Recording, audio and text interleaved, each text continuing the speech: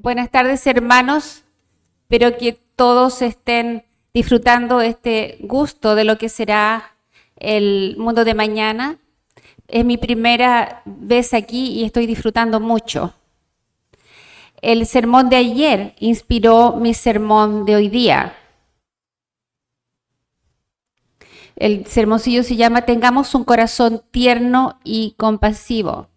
La familia es el pilar básico de la sociedad. Pero vemos que a nuestro alrededor la institución familiar se está desintegrando.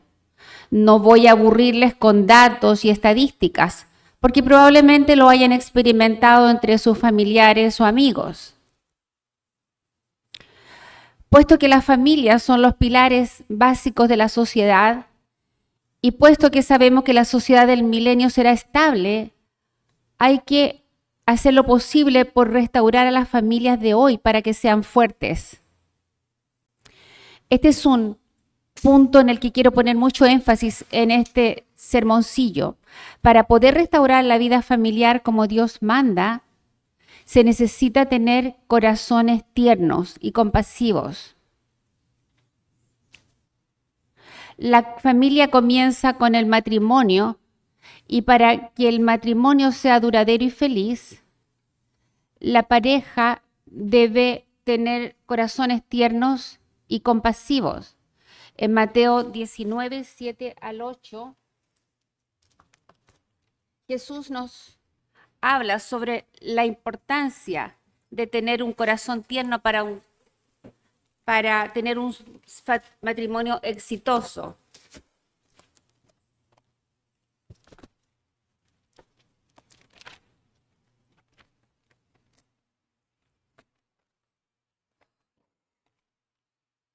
Mateo 19, 7 al 8, dice, le dijeron, ¿por qué pues mandó Moisés dar carta de divorcio y repudiarla? Él les dijo, por la dureza de vuestro corazón. Moisés os permitió repudiar a vuestras mujeres, mas al principio no fue así. Los solteros deben buscar una pareja que demuestre tener un corazón tierno, que sepa escuchar, oír y comprender, empatizar, sentir lo que siente el otro.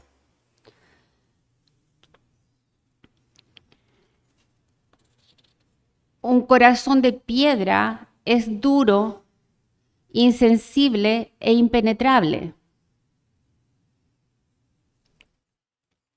Así que para el cimiento mismo de la familia se necesita tener un buen corazón. Vamos a Malaquías.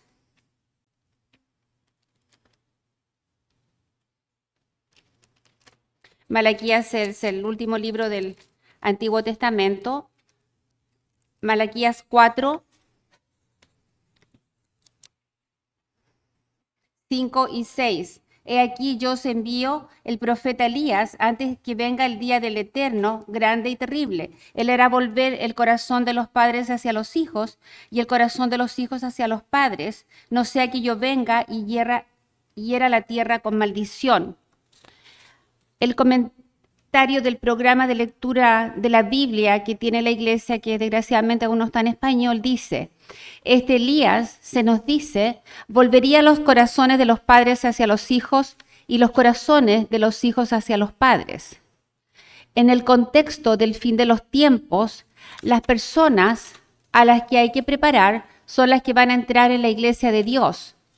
Así que la misión aquí parece implicar la edificación de las familias, enseñar a los padres la importancia de amar y criar adecuadamente a sus hijos, así como proporcionar una formación cristiana a los jóvenes de la iglesia para que vuelvan sus corazones hacia sus padres. Les voy a contar mi historia como ilustración de lo que es un corazón tierno, una experiencia que llevó a que el corazón de un niño se volviera hacia su padre. Cuando yo tenía 7 años, odiaba la iglesia. ¿Y por qué no iba a odiarla? Arruinaba un buen día de descanso de la escuela. Teníamos que levantarnos temprano, tenía que ponerme mi mejor ropa, y eso significaba que no podía comportarme normalmente porque iba a ensuciar esa ropa.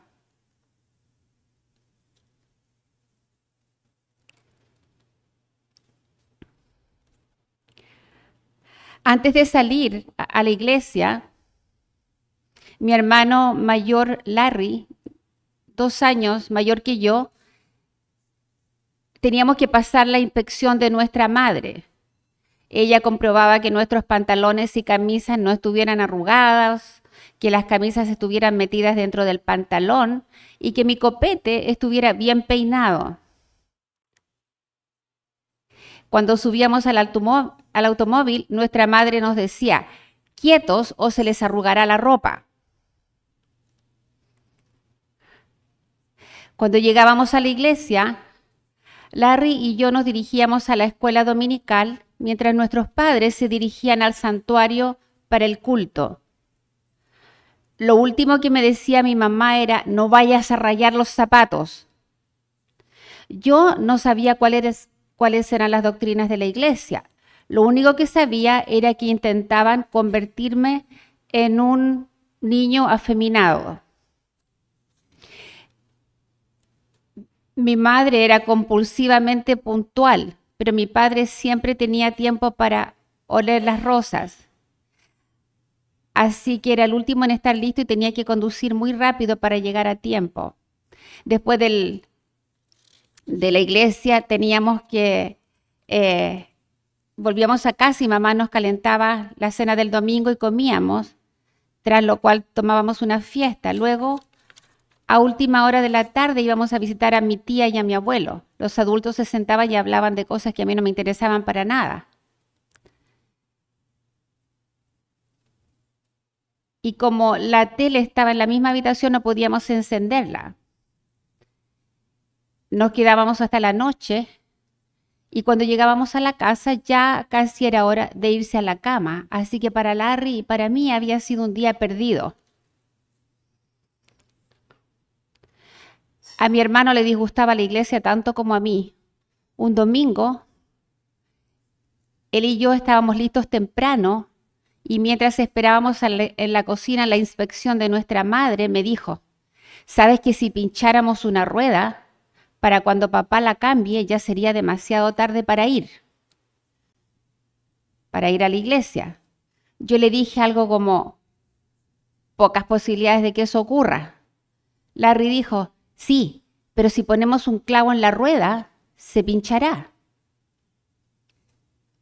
Bueno, mi hermano mayor siempre tenía buenas ideas y esta era una de las mejores que había tenido. Cogí un martillo y una caja de clavos mientras Larry vigilaba. Tuve cuidado de clavar el clavo porque pensé que crearía un reventón que sonaría como si una aguja pinchara un globo. Así que lo martillé despacio, pero nada sucedió. Así que clavé otro clavo y no pasó nada. Bueno, pensé, tal vez necesito estar más cerca del centro del neumático, así que puse otro clavo y todavía no le pasó nada al neumático. Nunca se me ocurrió que el clavo podía actuar como un tapón e impedir la salida del aire. Bueno, yo solo tenía 7 años y ¿qué sabía yo? De todos modos, fui y se lo dije a Larry. Él consiguió otro martillo y se unió a mí. Él estaba en la parte delantera del neumático y yo en la parte trasera, los dos clavando clavos. Creo que pusimos un total de 8 o 10 clavos y aún así el neumático no perdía aire. Larry entonces me dijo que mejor paráramos o nos iban a pillar. Guardamos los martillos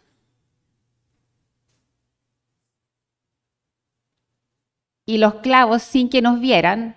Pasamos la inspección y nos fuimos todos a la iglesia.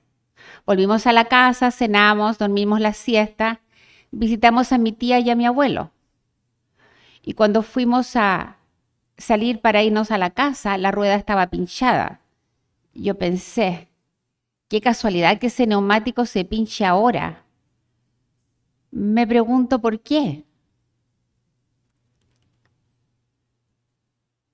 Bueno, papá cambió la rueda y de camino a casa paró en una gasolinera para que le arreglaran el pinchazo. En aquella época, las gasolineras tenían un mecánico de turno para hacer reparaciones sencillas los domingos, como arreglar pinchazos.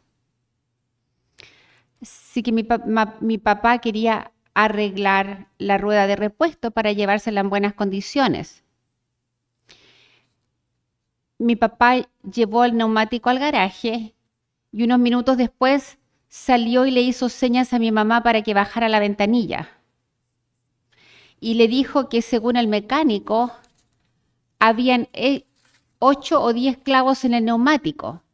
Mi mamá lo miró como diciendo, ¿cómo es posible que haya pasado algo así?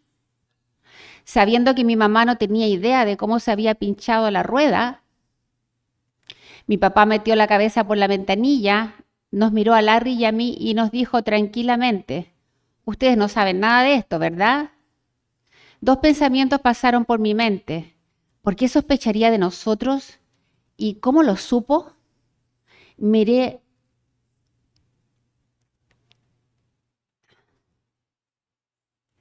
a Larry y él me miró a mí. Mi mirada decía, estamos muertos. Hasta luego, hermano. Fue un placer conocerte. Mientras Larry confesaba toda la historia, yo agachaba la cabeza temiendo las consecuencias. No podía mirar a mi papá a la cara, solo asentía con la cabeza a lo que Larry le contaba. Cuando Larry terminó, mi papá le dijo, está bien, pero no lo vuelvan a hacer. Y nosotros le dijimos, oh no, papá, no lo volveremos a hacer. Y se dio la vuelta y empezó a caminar de vuelta al garaje. Mamá le gritó, ¿quieres decir que no vas a castigarlos? Yo no dije nada en voz alta, pero pensaba, cállate, cállate, mamá. Papá es el jefe de la casa y ya ha tomado su decisión. Ahora cállate.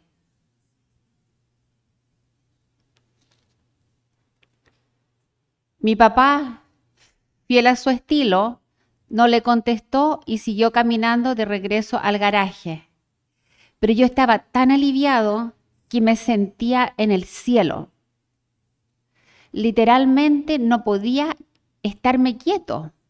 Puse las manos en la parte superior del respaldo del asiento delantero y empecé a saltar para arriba y para abajo. Estaba tan aliviado, no podía creer que mi papá nos había perdonado.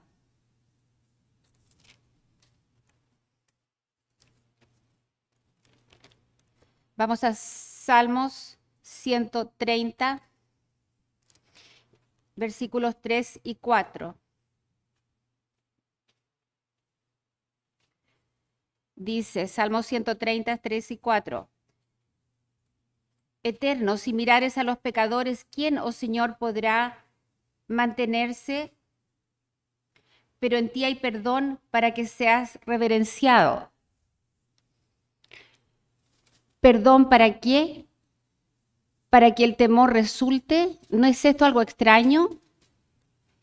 Pensamos que el castigo es la manera de crear miedo y respeto, pero no siempre es así, especialmente si es percibido como algo injusto. Yo siempre había querido mucho a mi padre, pero mi honor y mi respeto por él aumentaron extraordinariamente ese día. Él podía entender nuestra aversión por la iglesia porque él había sido niño alguna vez y tenía un corazón tierno.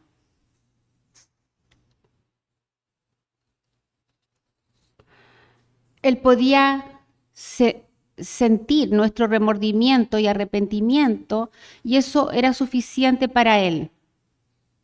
Pero tuvo que pagar el precio de un neumático nuevo. Aquella experiencia me hizo desear complacer a mi padre más que nunca.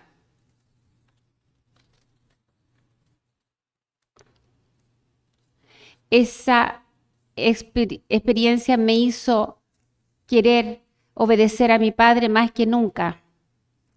Hay un compositor que se llama John Newton que compuso un famoso himno que se llama Gracia Asombrosa y también escribió un himno que se llama Una vez fuimos pecadores, tal como ustedes son ahora. Dice, nuestro placer y nuestro deber, aunque antes se oponían, desde que hemos visto la belleza de Dios, son inseparables. Es nuestro mayor placer. Quiere decir que el placer y el deber son algo inseparable después que uno tiene el conocimiento de Dios. Dice, es nuestro mayor placer, no menos que la llamada del deber. Amar a Dios sin medida y servirle con todo nuestro ser. Mi historia tiene un epílogo. Se la conté a mi hijo cuando él mismo tenía 7 años y él se la contó a su abuelo la siguiente vez que lo vio para saber más sobre las travesuras de su padre, que era yo.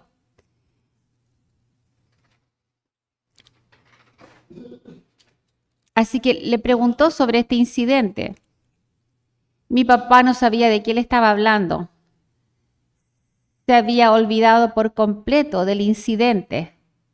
Por la expresión de su cara me di cuenta de que estaba realmente desconcertado por la pregunta.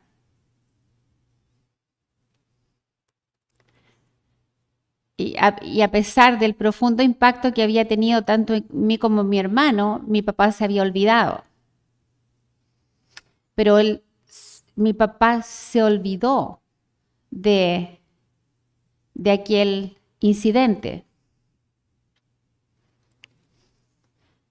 Y ciertamente me hizo volver mi corazón hacia mi padre. Para concluir, procuremos que este amor familiar caracterice a cada familia y a todo el cuerpo de Cristo, pero para ello se requiere un corazón tierno y compasivo.